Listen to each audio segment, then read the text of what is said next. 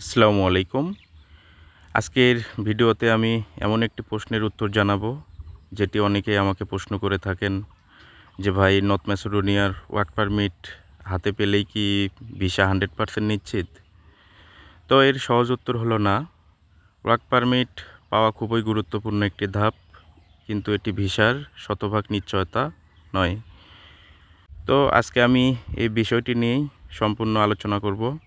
তো প্রথমে একটি বিষয় জেনে রাখুন, নর্থ ম্যাসেডোনিয়ার কোনো কোম্পানি আপনাকে চাকরি দিলে তারা অবশ্যই আপনার জন্য ওয়ার্ক পারমিট বা কাজের অনুমতির প্রতিক্রিয়া সম্পূর্ণ করে, কিন্তু এরপরেও আপনাকে দূতাবাসে ভিসার জন্য আবেদন করতে হয়।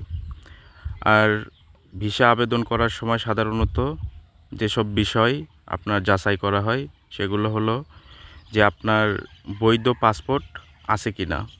অনেক সময় দেখা যায় যে পাসপোর্টে আপনার হলো সময় কম, যে আপনি একটা বিষয় কিন্তু সবসময় মনে রাখতে হবে যে যখন আপনি ভিসার স্টিকারের জন্য এম্বাসিতে পাসপোর্ট জমা করবেন, সে পাসপোর্টের কিন্তু আপনার কমপক্ষে আপনার 1 বছর বা 1.5 বছর কিন্তু আপনার মেয়াদ থাকতে হবে। অনেকেই দেখা যায় যে আপনার পাসপোর্টের মেয়াদ 6 মাস বা 7 মাস আছে, অনেক সময় জমা করে।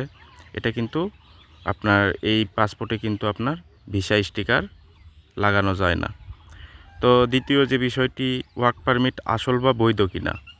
তো আপনাকে যখন নর্থ ম্যাসেডোনিয়া থেকে আপনার লয়ার একটা কোম্পানি থেকে আপনাকে ওয়ার্ক পারমিট করে দিল, সে ওয়ার্ক পারমিট আসলে সঠিক কিনা, বা ওই ওয়ার্ক পারমিট বৈধ কিনা, বা ওই কোম্পানি আপনার বৈধ কিনা, বা কোম্পানি যে ওই দেশে যে সরকারের যে ট্যাক্স ভ্যাট বা সব কিছু পে করে কিনা, বা কোম্পানি ব্লক লিস্টে আছে কিনা, বা কোম্পানির কোনো সমস্যা আছে কিনা, এগুলো কিন্তু তখন তারা যাচাই বাছাই করে।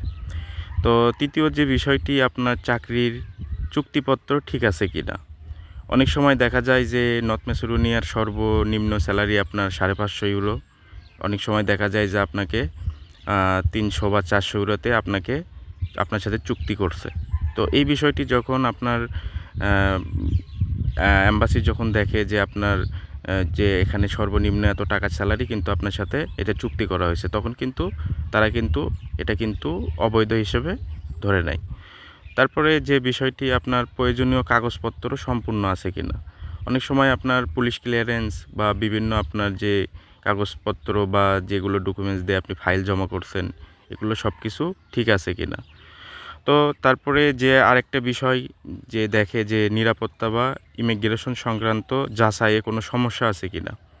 তো আপনার যে কোন কোম্পানি যে আপনার নর্থ ম্যাসেডোনিয়াতে যে ইমিগ্রেশন পুলিশ আছে, তারা আপনার কোম্পানি যাচাই বাছাই ঠিকভাবে করে রিপোর্ট করছে কিনা, সে বিষয়টি কিন্তু তারা দেখে। তো যদি সব তথ্য সঠিক থাকে বা কাগজপত্র সঠিক থাকে, তাহলে কিন্তু আপনার ভিসা পাওয়ার সম্ভাবনাটা অনেক বেশি থাকে। তবে কোনো দেশই আগেই ভিসার 100% নিশ্চয়তা দেয় না। তো এখন প্রশ্ন হলো যে আপনার কী কারণে আপনার ভিসা রিজেক্ট হতে পারে। এর কয়েকটি সাধারণ কারণ হলো আপনার ভুয়া বা জাল কাগজপত্র। অনেক সময় দেখা যায় আপনার এজেন্ট বিভিন্ন বাংলাদেশ থেকে সরকার অনুমোদিত নয় এমন কোনো আপনার ট্রেনিং সেন্টার থেকে আপনার কাগজপত্র বা সার্টিফিকেট নিছে, বা অনেক সময় আপনার যে শিক্ষাগত যোগ্যতার সার্টিফিকেট বা আপনার পুলিশ ক্লিয়ারেন্স আপনার বানাই নিছে, বা এমন কিছু।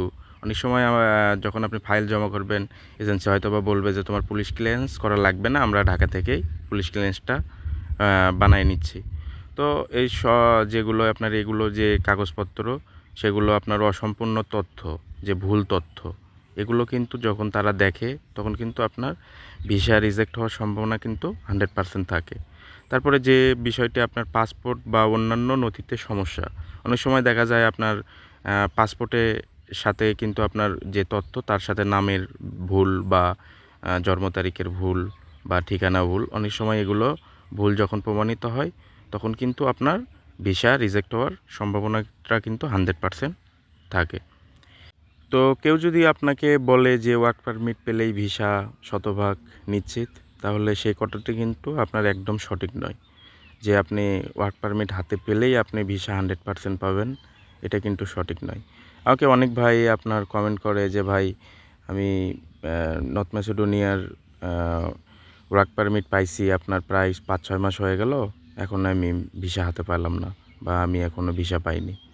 তো তো আপনাকে একটা বিষয় সবসময় মনে রাখতে হবে যে আপনি যদি সঠিক ওয়ার্ক পারমিট বা আপনার কাগজপাতি যদি সঠিক থাকে, আপনি যদি ওয়ার্ক পারমিট সঠিক হয়, তাহলে কিন্তু আপনি 100% আপনার ভিসা পাবেন, এটা কিন্তু কোনো সন্দেহ নাই। তো সবশেষে আমি একটা কথাই বলবো, ওয়ার্ক পারমিট পাওয়া কিন্তু আপনার অবশ্যই বড় একটি ইতিবাচক ধাপ। তবে ভিসার চূড়ান্ত সিদ্ধান্ত কিন্তু আপনার দূতাবাস বা যে অ্যাম্বাসি কর্তৃপক্ষ তারাই কিন্তু নিয়ে থাকে।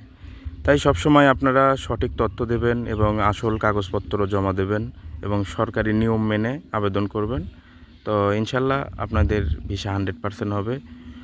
এগুলো অনেক মাঝে মাঝে দেখা যায় যে অনেক এজেন্সি আপনাকে না জেনে তারা বিভিন্ন জাল কাগজ বা আপনার যেগুলো আপনার জাল ডকুমেন্ট বা ভুয়া কাগজপাতি আপনার জমা দিয়ে আপনার মিনিস্ট্রিতে জমা দেয়। এ সময় কিন্তু আপনার ভিসা রিজেক্ট হওয়ার কিন্তু সম্ভাবনাটা বেশি থাকে। তো তাই আপনারা সঠিকভাবে এবং সঠিক মাধ্যম দেখে ফাইল জমা করবেন এবং সবসময় সঠিক যে কাগজপত্র বা সব কিছু যেন অরিজিনাল হয়, এভাবে আপনারা সঠিক নিয়মে জমা করলে কিন্তু আপনাদের ভিসা 100% হবে। তো আজকের ভিডিওটি আমার এই পর্যন্তই। তো যদি আপনাদের কোনো এই বিষয়ে কোনো প্রশ্ন থাকে বা জানার থাকে, আপনারা আমাকে কমেন্ট বক্সে জানাবেন। আমি ইনশাল্লাহ চেষ্টা করব আপনাদের কমেন্টের প্রশ্নের উত্তর দেওয়ার জন্য। তো সবাই ভালো থাকবেন, সুস্থ থাকবেন এবং আল্লাহ আপনাদের সবার মনের আশা পূরণ করুক। আসসালামু আলাইকুম।